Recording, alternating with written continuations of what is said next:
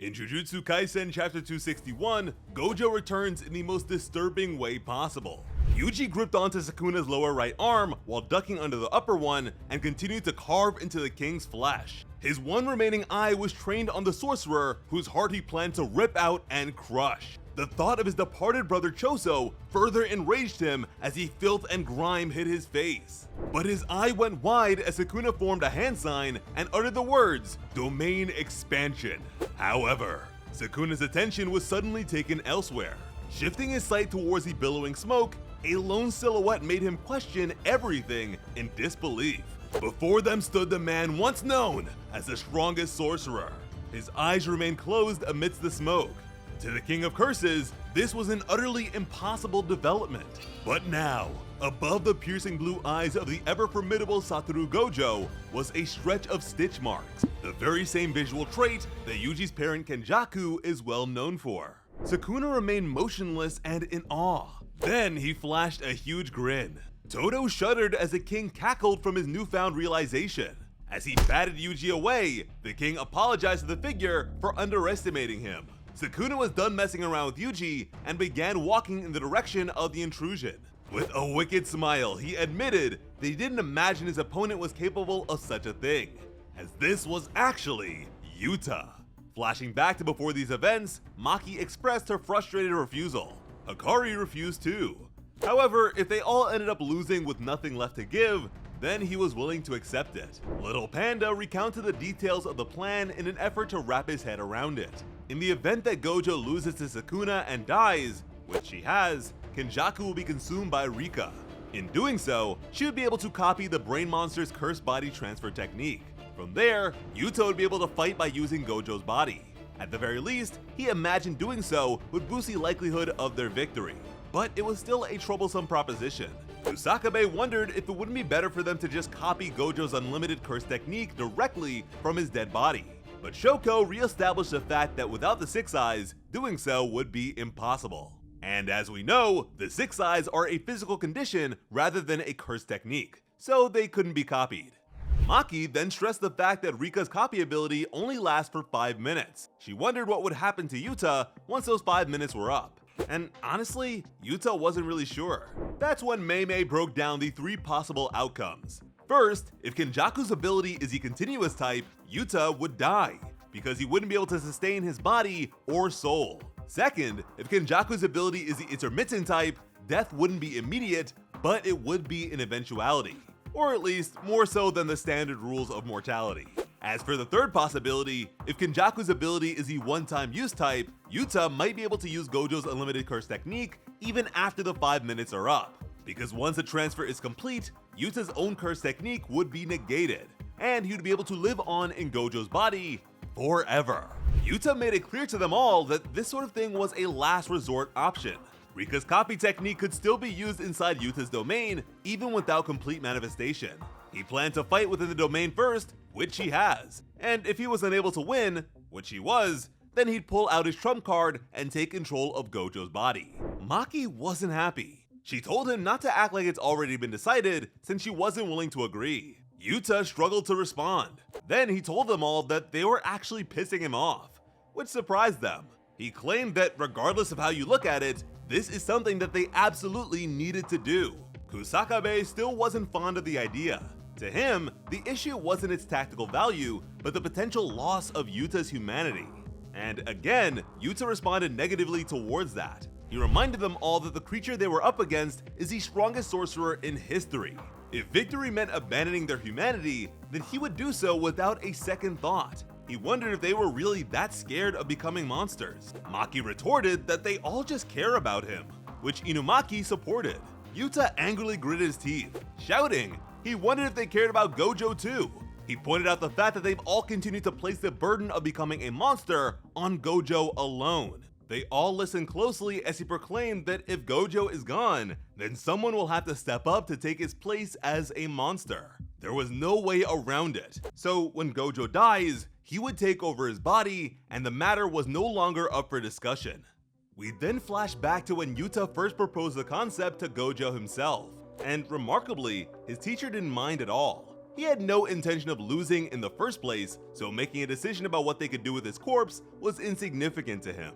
Although, Shoko's indifference to the proposition did upset him a little bit. Shifting the subject, Yuta mentioned how he'd been told that he has Fujiwara blood, but that confused him since Gojo told him that he has Sugawara blood. Gojo doubled down on his previous statement, and again pointed out that he and Yuta are distant relatives.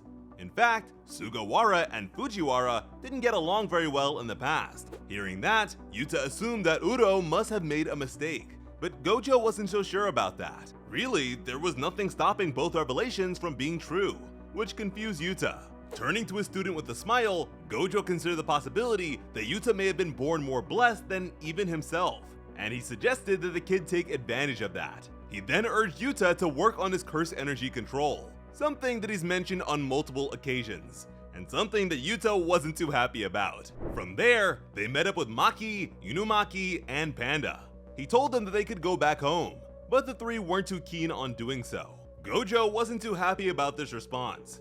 Although they were all fellow sorcerers, he wasn't too keen on having his students see the carnage he was about to unleash, especially since it might not be the best example because he wasn't sure what he was about to do was morally just. It was time for him to get rid of the leaders of Jujutsu Society. With their deaths, Gakuganji would be able to seize control of the high-grade sorcerers. By doing so, there wouldn't be any more complications like what they had to deal with after Shibuya.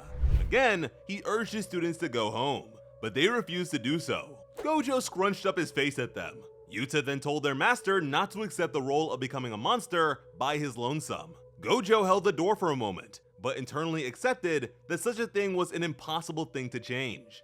He thought of Geto, and how he allowed his friend to become a monster without him. It was time for him to make up for that mistake. Later, Rin Amai, one of the civilians who had been turned into a sorcerer, had his hand on a plate as he admitted to not entirely understanding his own curse technique. When he lifted his hand, something emerged and caught Yuji's attention. Once he was done, the plate had Japanese pudding on it. Rin explained that he was able to amplify the glucose inside his body and release it, but doing so was enough to make him dizzy on account of hypoglycemia. Yuji took the plate and said that the dessert was really sweet. The sheer fact that he didn't hesitate to eat what was effectively a bodily secretion was really disturbing to Nita.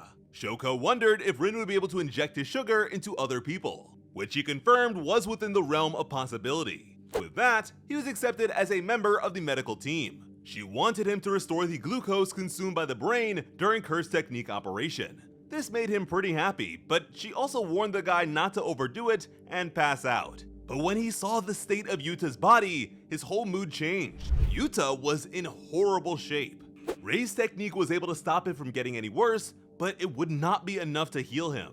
Yuta's body had been split in half just like Gojo's. This was well beyond what his curse technique was capable of, and it was also well beyond what Yuta's reverse curse technique could handle. Thanks to Rika, Yuta was able to maintain consciousness, but even that was reaching its limit. He told Shoko that he was going to go ahead with what they planned. As she removed her face mask, he admitted that they didn't really have much of a choice at this point.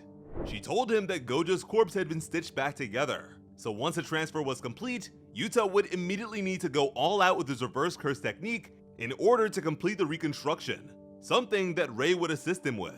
Yuta smiled while looking at his right hand and apologized for having to move his promise ring since it was the only one he had left. Regardless of how things turn out, Yuta's original body is done for.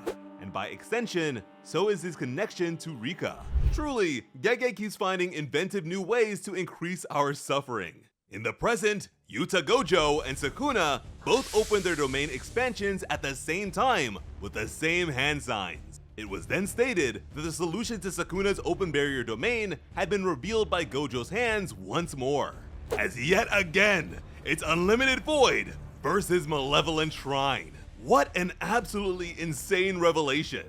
I've seen a number of complaints, but I'm sorry, this is really cool to me. It's a little crazy that even in death, Gojo is being used as a weapon, but hey, at least Yuta was nice enough to ask beforehand.